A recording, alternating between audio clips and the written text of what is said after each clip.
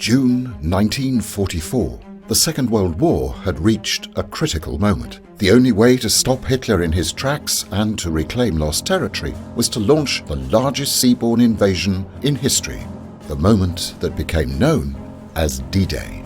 You are about to embark upon the great crusade toward which we have striven these many months. The eyes of the world are upon you. The hopes and prayers of liberty-loving people everywhere march with you. The D-Day invasion was spearheaded by paratroopers. Leaping into the unknown, their job was to prevent enemy reinforcements. Without their actions, Allied victory in the West would not have been possible. I have to tell you, everybody says we're heroes, and that isn't true. We volunteered to do this, we trained to do it, and we were paid to do it. That does not make you a hero. There could have been no spearhead and no paratroopers without the workhorses of the sky, the Douglas C-47s, the airplanes that flew in their hundreds across the English Channel to Normandy. Charged with delivering the airborne divisions to their rendezvous with destiny, one airplane had to lead the way. It seemed totally beyond comprehension that the airplane that led the D-Day invasion, this incredibly important artifact, would be in a scrapyard. There's just no way that that can be true. I just had a feeling there's something special about this airplane. And he said, well, that airplane was the lead plane into Normandy. This is the story of the men who found and who were determined to restore this iconic aircraft, of the plane's part in one defining moment in history, and of a dream that she should fly again back to the coast of France to commemorate the 75th anniversary of D-Day. That's All Brother, the plane that led the D-Day invasion.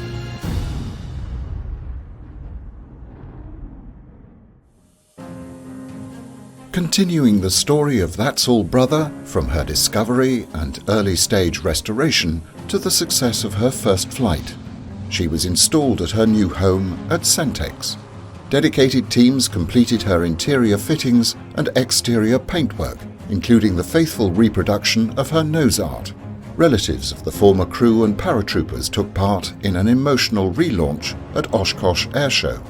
There was distressing news of the sudden demise of her sister aircraft, Bluebonnet Belle, and renewed concerns that an oil leak in That's All Brother's left engine had become noticeably worse. Now the pressure to return That's All Brother to France is beginning to mount significantly. After so many long days, weeks and months, the horizon of Normandy is finally coming into view.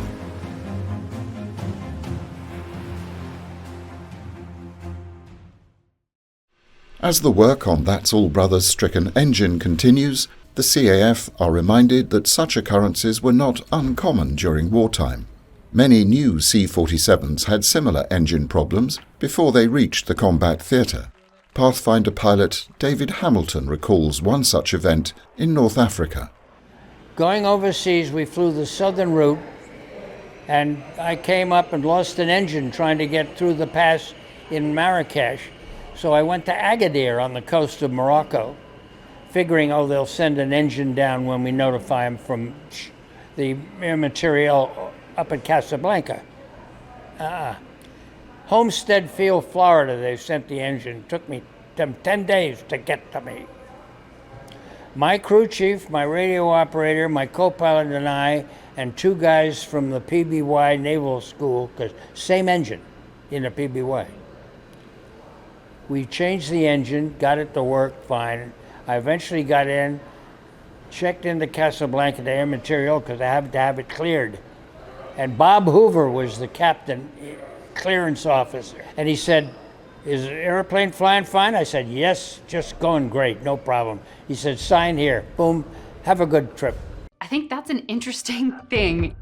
This one piece will make 52 layers. Watch on mobile devices or the big screen, all for free. No subscription required. And I went to England.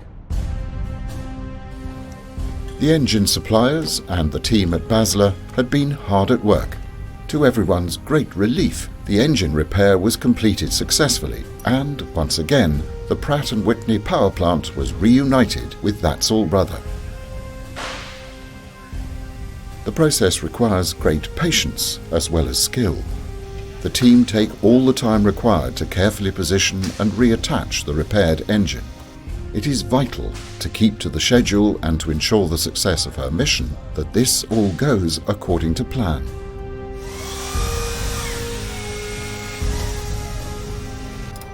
You're looking exactly the same.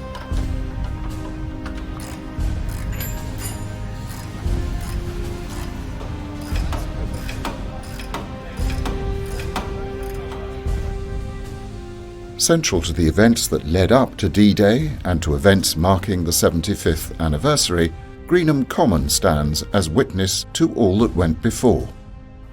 Greenham Common, England. When Eisenhower arrived here on June the 5th, 1944, he had with him a retinue of press corps, the media.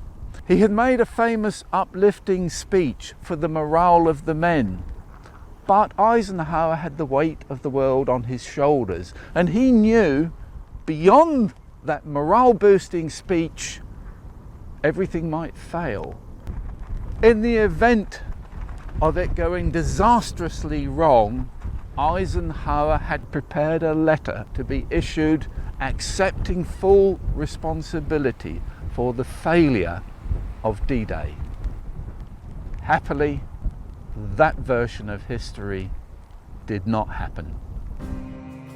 Not far from where I'm standing stood That's All Brother. Donaldson and Daniel were doing their pre-flight checks. The aircraft had been readied by the ground crew, working hard to make sure everything was as prepared as it could be for the vital mission being flown that night. The men were anxiously waiting to board. They wanted to get on and get it over with. They knew they were going into combat and they had been waiting and preparing for hours. Last letters home, checking the pouches, sharpening the bayonets once more, and getting the haircuts, the Mohican haircuts, competing with one another for those blackened faces with red or white stripes. Who could look the most ghoulish? And then waiting to take off as the sun set on June the 5th, 1944. The history and importance of Greenham Common is not lost on the CAF team as they too come to see where the events of D-Day began. Well, right now we're headed out to Greenham Common, and this is where That's All Brother and the rest of the 438th launched from on the night of D-Day. And it's interesting to see the countryside. It's very pretty, rolling hills here, and it had to be a lot different for all the people who were serving over here. Coming from various places across the U.S. Donaldson came from Birmingham, and other members of the crew from Alabama as well. And it must have just been, quite a shock to come to such a different place to do, such an important task. Good afternoon, gentlemen. Good afternoon. Great to meet you. Chris Bolton. Andy Magg, nice to meet you. Jim Lash. Hello, Jim. Hi, good to meet you. Joe Great to meet you, Joe. Hi, great to meet you. Well, welcome to Greenham Control Tower. So it's recently been refurbished. It fell into a state of disrepair from when the airbase was sort of became unoperational. And over a period of years, a lot of people put together a campaign to restore it. As Greenham Trust, we gave £250,000 towards restoration. It's about £1 million project. So we'll go and take a walk inside. Oh, that would be great. Here we are. Lovely to see you here. Welcome. This is where it all happened. This is where the air controllers sat and guided in the planes. The building wasn't in fact used very much because in the Cold War era there weren't really that many planes. They were just constantly on alert, and the planes arrived in 90-day cycles. So often it was empty. Obviously the Gamma site, the former missile silos, we can see there now. Young people here, they don't know anything about the airbase. They don't know it was an airbase either. Sure, right. Yeah, there's no real connection because you go and talk to local groups of school children. Of course, they don't know what the Cold War was even. No. Right. No, it's great when you can preserve history in a way that is accessible to the community and people will use.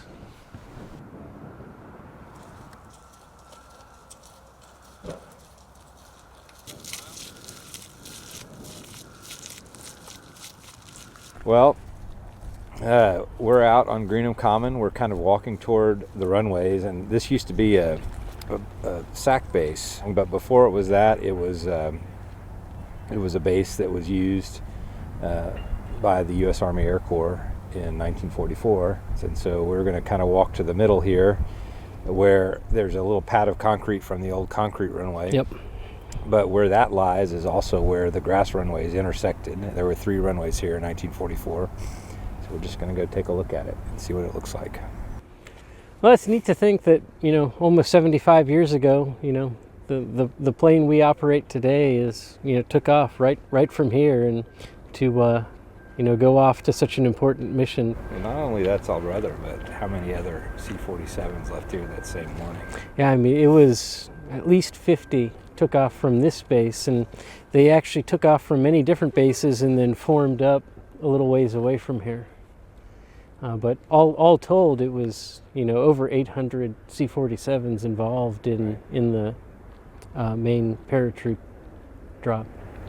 I bet it would have been something to see. That would have been pretty neat to see. Well, yeah, if you look around here, if you were here in 1944, not only would you have had the runways and the base and all the facilities there, but there would have been so many aircraft here just off to the sides between C-47s, CG-4s, Horsa gliders as well. It was quite an operation, because after the airborne invasion, they ran another nighttime glider mission, and then the next day they ran even more glider missions as well from here. For me, it's always just it's an opportunity to put yourselves in the shoes of an 18-year-old kid or a 21-year-old pilot, I always think about sort of the courage to keep taking another step forward into the aircraft.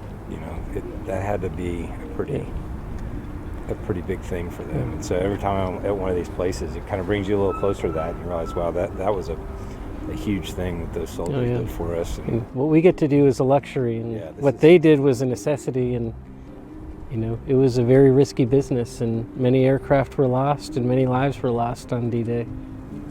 Yeah, so I think that's the primary thing, is it's not really fun is not the word. This is an honor to be able to do this. Yeah. But you always have to be respectful of what it really was. It was men going off to fight a war. Yep. Many of them going off. And not coming back. So. But because of what they did, we're standing here. And, we get to do the things we do today, and we owe them a huge debt of gratitude. Just as the CAF are paying a poignant visit to Greenham Common to pay their respects, Matt and Ken in Alabama find an appropriate moment to pay their respects too, this time at the grave of the man who played such a crucial part. This whole story starts with him. If it hadn't been for him, we wouldn't have found the airplane. We never set out to find the airplane. It was strictly researching his life, so it all goes back to him. He kind of goes away in the 60s. He retires, especially at that point. Not a whole lot of people want to hear about war at all, much less, at that time he's a major general. And so, no, he just, one of those stories that kind of fades away. And I don't know, hopefully with the airplane being restored and coming back here to Alabama in a couple of months, maybe that'll kind of renew the interest in it. But no, very few know about it. And I'm sure if they did, obviously they'd be proud to have a native son being in such an important part of history. I think Ken and I would both agree the day we talked, we'd like to see it restored to the way it was the day it flew on D-Day and let it continue flying. That's happened. So, I think our greatest hopes have already been realized. I don't think we would have even thought about taking it back to France. And so the fact that it's going back to Normandy and flying over, you know, the exact same route that it flew before, dropping paratroopers again, that's all icing on the cake as far as I'm concerned.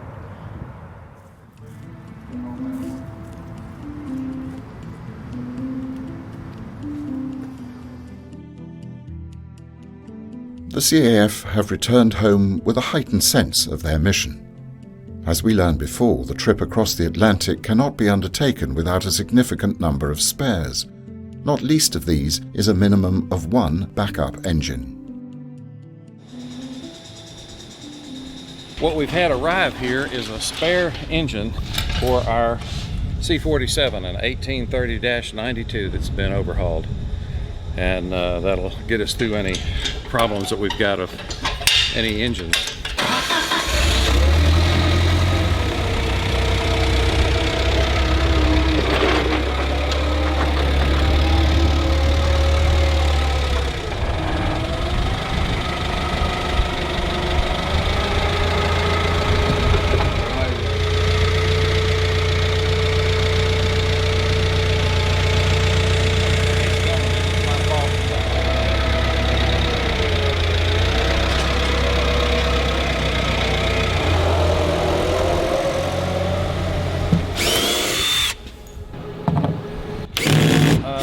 Came from Idaho, Anderson Aeromotive.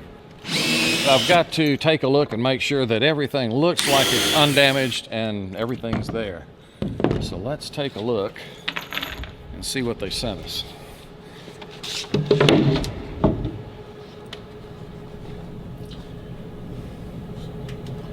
That's a pretty engine. This one is what we call an IRAN engine, inspect and repair as necessary, or replace as necessary. So it hasn't had a full overhaul, but it's a complete engine that's been built, is ready to run, and we can just bolt it on the plane and go if we need to. This would more likely be an emergency engine. If I had a problem in the field with the plane and I had to replace an engine, I can put this one on there and it will reliably get me back here where we can send the other engine off for overhaul and get the plane back where we can actually work on it. We're really kind of shaking it out right now with the test flying that we're doing. I say test flying. We're taking it to shows. Our pilots are getting qualified. We're putting hours on it. We've got about 50 hours on it since March when the plane was delivered to us. We're working hard, the CAF's working hard, and all of the vendors that are working with us, everybody's really pitching in to get this done just right. The logistics are every bit as demanding as they are important. The CAF calls a meeting to refine the plans. The airplane's going to start in San Marcos. We're flying to New Orleans, Lakeland, Florida, Birmingham, Alabama, Atlanta, and Dover, Delaware, and then we're going to end up in Oxford, Connecticut. And then from there, that's when the trip starts. And so on the 18th, we're going to go from Oxford to, I believe, Goose Bay, and then across to Narsarsuaq. I think that's how you pronounce that. And then to Reykjavik, and then across to Prestwick. And then we'll park in Prestwick for a week or so, and then move down to Duxford. We'll be doing a lot of airshow stuff at Duxford. It's actually a little short for our SOP, but we're gonna make an exception for it. How long is it? 4,800 feet, I think. We're doing some flyovers of some strategic areas on the way. We crossed the channel. This is about a 2-hour flight, and we're going to be landing in Caen. Depart on the 18th of May, come back around the last week of June. Well, and maybe the first week of July.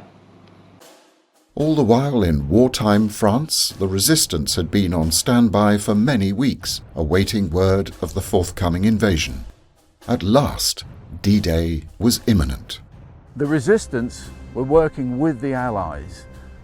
Communication was going backwards and forwards across the channel, and the resistance were waiting for a particular message. And that message came on the evening of June the 5th, the second part of a message that told them the invasion was on. Immediately they started to disrupt German communications, telephone lines cut, telegraph poles destroyed, train tracks blown up, trains misdirected, anything to disrupt and prevent the Germans bringing through reinforcements to assist the Allies. On Greenham Common, ahead of the invasion force, the very first wave was leaving, the Pathfinder planes, carrying troops capable of setting up strategic radar beacons needed to guide the main wave to the predetermined drop zones. At long last, D-Day proper was underway. We had a final briefing and relaxed, went through the sand tables again, the drop procedure. Then we slept and ate a little. And then we went out to the plains at around, I'd say maybe 7:30 or 8 o'clock. And then we took off, and 3 ship formations. The 101st took off first. They had a little further to go. And the 82nd planes, 9 of us, we took off later. The last 2 planes were the drop zones for the glider landing. There was a fog bank, unreported, over the drop area. And nobody broke radio silence to let us know. But amazingly, we stuck in formation. And drop zone T-Tear had 3 planes drop in there, and the drop was perfect. The flak was intense, but small arms. And I had lots of holes in my airplane, but mostly 25 caliber Schmeiser machine pistol, which will give you an idea of how low I was after I got rid of my troopers. Because I dropped my troopers starting at 800 feet, got down to about 680, then they pulled in the static lines and I hit the deck. And we had to lift our right wing to go by the church steeple of St. Mary Glees. And the only 101st had 1 drop zone where the plane had to do a 360 and go back, but it eventually, every Pathfinder landed in his drop zone. When the day came, every airbase in the southeast and beyond had a full part to play. The fighter squadrons of Mustangs, for example, providing cover and protection, as well as causing as much disruption as possible to enemy forces, were fully engaged. This is Bottisham Airfield. Yep. So what units were based here? This was the home to the 375th Fighter Squadron. Of the 361st? Fighter Group, yeah, flying Mustangs on D-Day. They were flying combat air patrols. They took off before dawn and landed after dusk, basically just stopping any enemy fighters getting through to the airborne forces. They didn't want the German fighters tangling with the Dakotas. Oh, because they would have massacred them, wouldn't they? Oh, yes, they would, yeah. So it's very important to provide that safety net. So it was a shield. This was part of a big Allied shield then, basically, Eisenhower put all his fighter groups in an umbrella around the beaches to stop anything getting through. And this is the actual room that the briefing occurred that morning. Yeah. So the tension here must have been palpable then as those young men came in, knowing that something really big was going down. Yeah, I can't begin to imagine people sitting in this room learning the news that you're going to be landing in France and you're providing that umbrella and you're expected to be in the air nearly the whole day and land a Mustang at night. It must have been a fairly hectic day. Where was the briefing screen then? Where was the stage? It would have been huge. Basically, we've got a photograph of the squadron commander standing a couple of steps behind you. Big map of Europe on this wall here. He's got a pointer. He's showing the guys where the targets are, where their designated areas to fly. And there's a status board here on the wall behind you telling them what flights they're in, what machines they're flying that day. This is where they'd have learned what they were doing. And here we're in the heart of East Anglia, and the skies would have been very, very congested on that morning then, I guess. I can't begin to imagine it. Every fighter group was in the air, most bomber groups were in the air, and you've got Transport Command flying the airborne forces in. I mean, it must have been hectic. Yes, I think from an historian's viewpoint, you can only imagine the sounds that must have been shaking this building that morning as the aircraft thundered out. So you can imagine 70 Mustangs starting up at once, the noise that must have made. When did they put the stripes on the aircraft? I think it was on the evening of the 5th. So they were busy. So they would have seen all the hubbub going on of painting their beautiful, nicely polished Mustangs with these ghastly black and white stripes. Yeah, and they were just quickly thrown on because they had to do 60, 70 aircraft in about 3 or 4 hours, so it wasn't a precision job. Did they fly more than one mission that day? They did. They flew 6 missions that day, yeah. 6 missions? 6 missions, yeah. They split the group up into 2 halves, and they kept one group in the air all day. gracious. So did they have any engagements with enemy aircraft They that certainly day? did, yes. They shot down, I think there was one plane destroyed, and they shot up quite a lot of tanks and enemy patrols. Of course, trying to prevent enemy Yes, forces basically. getting through to the beaches. Yeah. So they were strafing anything? Yeah, anything that moved, yeah.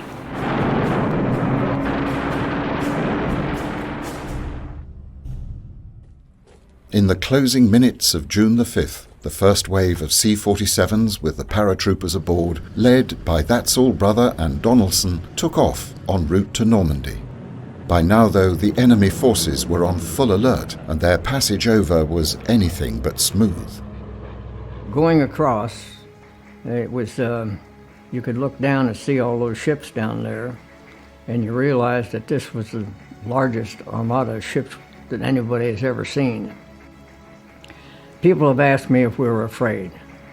No, we were not afraid. There was a little apprehension because we'd never done this before. But that also worked in the fact that we weren't afraid because we didn't know we'd never done it. We didn't know how bad this was going to be. So we came close to the coast, then the clouds rolled in. We were flying in serials of 9 planes. The first plane in each serial was the only one that had a navigator. There was on the ground a thing called a Eureka. It would send the beam up to the plane. They had a Rebecca. There were those, in every area they had a guy on the ground with the Eureka, and you're supposed to home in on him. What happened when they got into this cloud bank, we were flying almost propeller to tail. So the first thing they did, self-preservation, scatter, or we're going to wreck. In doing that, they lost the navigator. So the 8 planes behind him had no idea where they were because the navigator was gone. They were so certain because of the time element that they had flown that they were dropping people in the right place, and they were not. It was good and bad. It was bad because our plan fell apart. It was good because it confused the Germans. They just had no idea of how many people there were. All they knew was that every place they looked, there was paratroopers. And as far as actual fear, I stood in the door and looked out, and I felt no fear at the time, and I've talked to the other guys, and none of them have said the same thing. It was fascinating. You could see all of those heavy caliber tracers coming up. Every fifth shell that was coming up was a tracer, but it looked solid. They were hitting the planes next to us. There were planes blowing up. They were coming up through, hitting people in the plane. And we were so low that the ground fire from machine guns was coming up through the planes. And all we could think of then was, let's get out of here.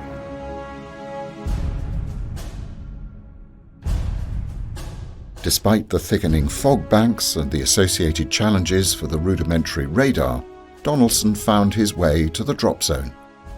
Well, studying the maps, we think we know pretty much on the spot where That's All Brother deposited the paratroops on board her aircraft. She put, through Donaldson's courage, her men where they were meant to be. And that was the time, the green light and out. They were helpless.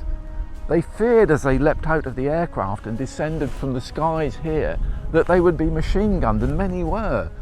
In the darkness, they were trying to find one another. They had their little clickers. Was it somebody friendly? Hopefully you got a responding click. It would be one of your men. Then 1, 2, 3 others gathered. Around 75 of them made a textbook attack on Saint-Marie-de-Mont. They positioned machine guns to enfilade the enemy, and they went in, almost leapfrogging, building to building. And in a brief, fierce combat there, they took the church. And within hours, many objectives had been achieved, which made it possible then for the troops coming up from the beaches to proceed to some extent as planned. And through the night into the early hours of the morning, that bitter, vicious combat went on.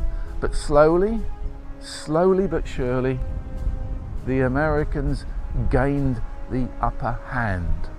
Our objective for my battalion, or my company, was 2 bridges near Brevans. One was a pedestrian bridge and one a vehicle bridge. Those were built a few months before we went over to funnel reinforcements down to the beach forces. That was critical that we had to stop that. We did take the bridges the first day. The 82nd and 101st Airborne Divisions were in action 33 and 24 days respectively. The 82nd, having captured Saint-Mère-Église and secured the bridgehead across the Mer de Ré River, destroyed other river crossings, protected the flank of the 7th Army Corps, and drove west to the Douve River. The 101st seized the areas assigned it, destroyed bridges, and drove on to Carentan to establish a defense area there. We were supposed to be in there 3 days. That's what shock troops do. They are not defensive people ordinarily. But they had nobody else to put in. It was harder than they thought, so they decided to keep us in. We were in it for 33 days before we went back to England. Dropping the paratroops and their part in preparing the way proved vital for the wave after wave of ground troops who landed amid such heavy fire on the beaches. Though many pilots had not found their predetermined drop zones, due in large part to the fog, the paratroops' role proved crucial in opening up lines through which the Allied forces could advance. As part of her preparations, That's All Brother regularly takes to the air, not least of all to put time on her freshly repaired engine. Today, she adds extra purpose to her flight, this time to Dayton, Ohio, to reconnect with a familiar face and one of the original paratroopers, Jim Pee Wee Martin.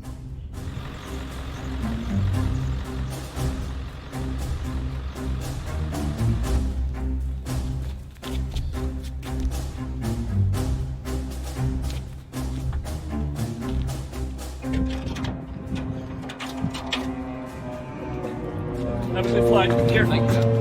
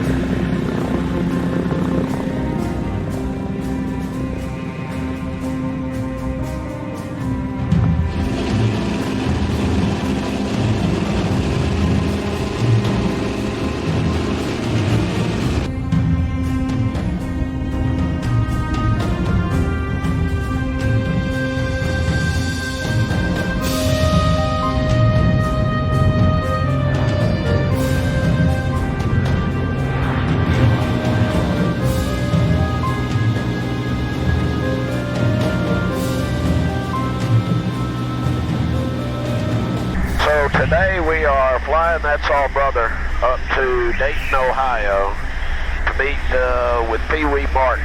Pee Wee was one of the original Toccoa band of brothers. He jumped on D-Day with 101st Airborne, and he actually jumped at the 70th anniversary of D-Day when he was 92 years old. He helped a lot in the initial fundraising and getting together for That's All Brother when we made the initial presentation and all. So we are taking That's All Brother to Dayton, Ohio today, and his family's going to bring him out here. We're hoping that he's going to be in good enough health that he's going to be able to get in and take a ride with us. We'll take he and his family for a ride in the airplane that he jumped, not the airplane, but the type of airplane that he jumped out of 75 years ago next month. On D-Day, there were 800 airplanes that took off, carrying paratroopers, carrying gliders, and they all followed this airplane.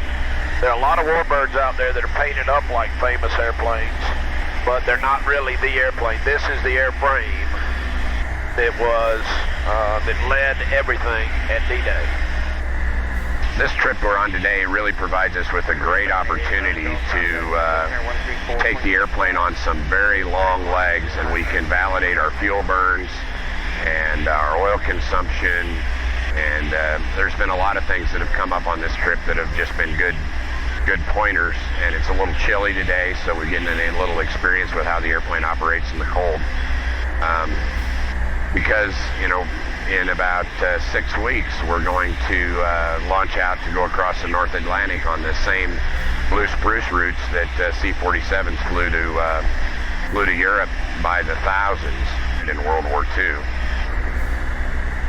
I think this airplane really has been a defining airplane for the CAF.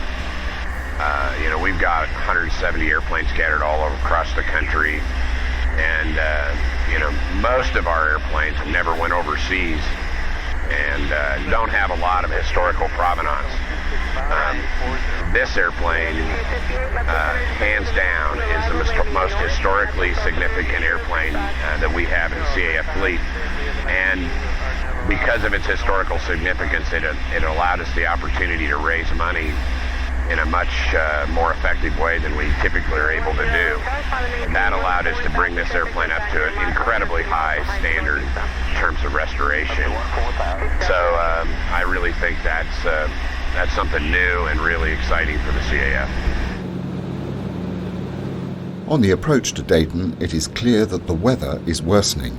As That's All Brother comes into land, there's no disguising the onset of a snowstorm. 37 degrees, 2,500 snow for visibility. Getting pretty marginal right there, but then it's clear. 3,000 overcast is what this shows. Two concerns now are the temperature and visibility. Despite these, the crew are keen to put That's All Brother through her wintertime paces, with the upcoming Atlantic crossing very much in mind. Hey, Pee-wee, how are you? Good. Good to see you. Hello, sir. How are you? All right, very good. Hang on. Wow. Here we go. Keep it up.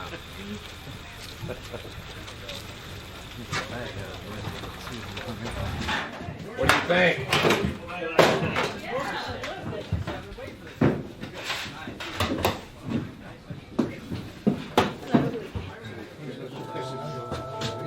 Yeah, that's true. Yes, I could have.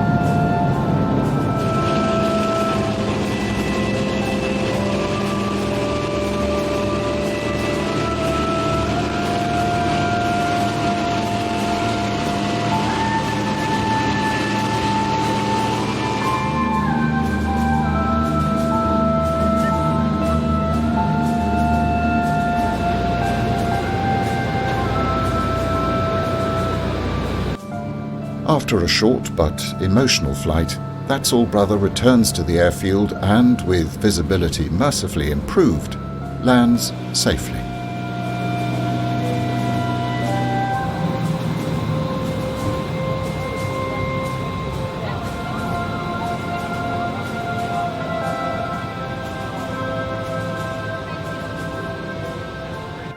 We have heard people over and over and over and say, "Thank you for your sacrifice."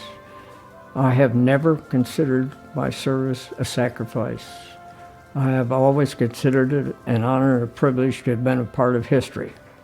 And I sincerely mean that, because I'm just a little guy, a country bumpkin, and all of a sudden I'm thrust in the limelight because I went to Normandy.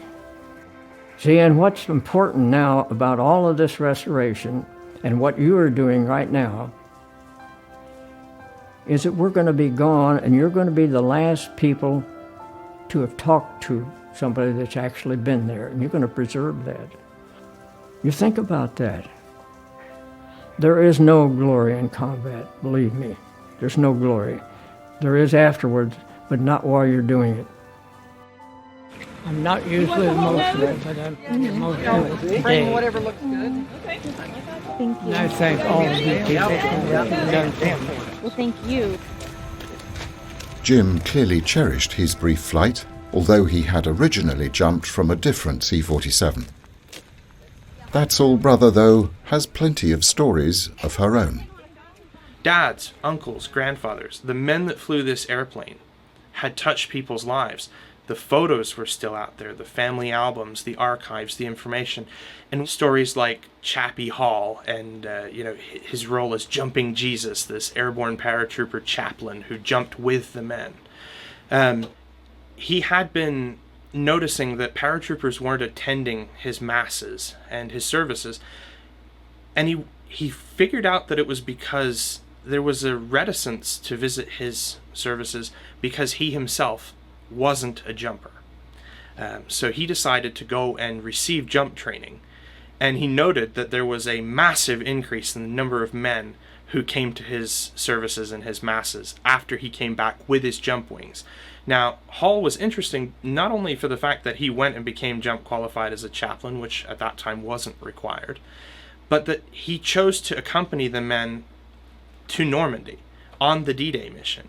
Now, a chaplain could be argued to be not necessarily essential personnel in that first wave, but he felt strongly that as shepherd to those men, that he should endure the same challenges that they do, and basically go over there with them. So he joined the unit on board That's All Brother, and he basically jumped right behind Old Mo Mosley, who was the unit's commanding officer. And in the airborne, there's a culture of, the officer is always leading the way. He's always the first one out of the airplane. And Mosley was no different. They weren't the only unique characters on the airplane. In fact, David Daniel, the commander of the 87th Troop Carrier Squadron, to which That's All Brother belonged, brought along his Scottish Terrier.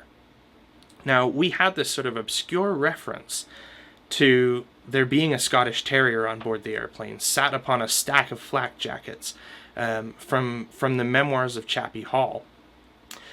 But it would be some months later during the crowdfunding campaign that we were actually shown a picture of the dog. The crew, when they returned to England, was photographed, and we were all looking at it really interestingly, thinking, wow, this is the crew as they return. Look at the load of stress that's off their shoulders, but they're also weary from a long mission. And we had the picture in our hands for a couple of days before someone finally said, did you guys see the dog in the middle of the picture? And sure enough, this black Scotty is in David Daniel's arm, and you can see his eyes reflecting the flash, and that's basically the only way you see him, but he's cradled right there in his arm.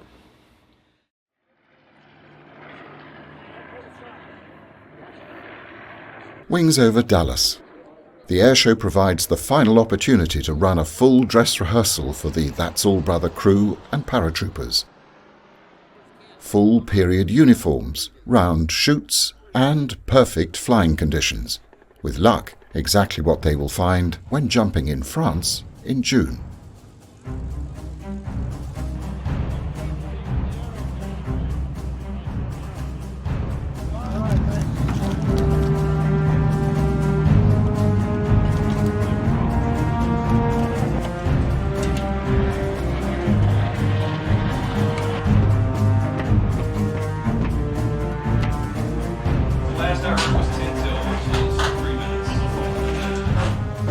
So right now I'm hooking up all my communications. I have a radio so that I can talk to the drop zone safety officer, and then I've got a helmet that I'm going to wear with communications with the air crew and all the radios for the air show.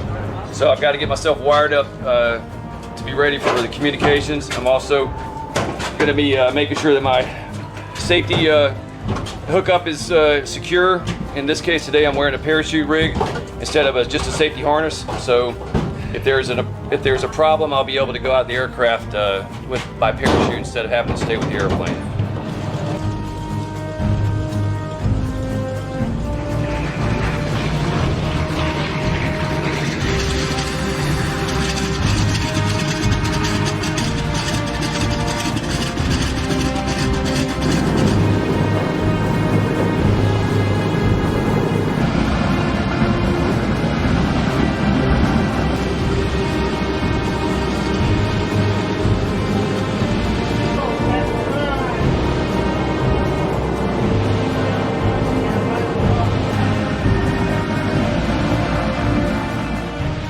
Despite the perfect weather conditions, there are many matters for the jump master to consider. Wind strength, direction, and the speed of the aircraft must be finely judged. The jump only goes ahead on his command. An airshow inevitably means a very crowded airspace too, and more than ever, safety considerations are paramount.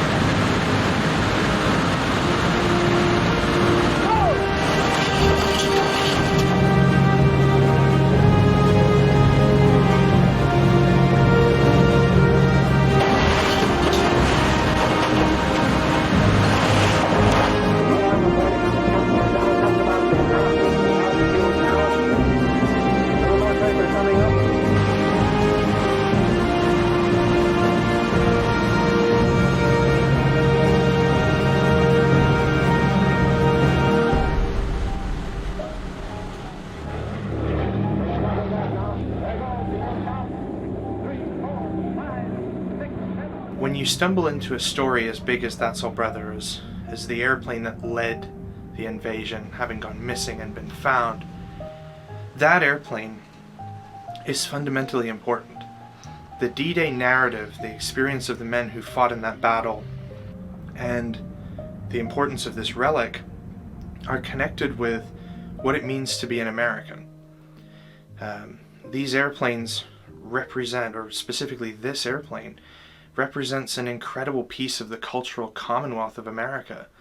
A part of what makes us who we are today is wrapped up in this machine. Those men who were on board flew over willing to risk their lives, knowing full well they wouldn't all make it back, in the cause of global freedom. This airplane has already lasted longer than any of the men who flew it that night or who jumped from it that night. And that is a small taste of how important it is, because for generations to come, this airplane will represent the only real link to that time. This airplane will be a time machine that reminds people that it was real, that those challenges were there, that tyranny was a problem, and that people were willing to stand up and sort of fight for what was right. At last, the day has come. That's All Brother has completed her astonishing restoration from boneyard to, very soon, battlefield. She's undergone every form of preparation and proved herself worthy in all tests and under all conditions. Now she is ready for her return to France. But first, the arduous Atlantic Bridge crossing must be negotiated.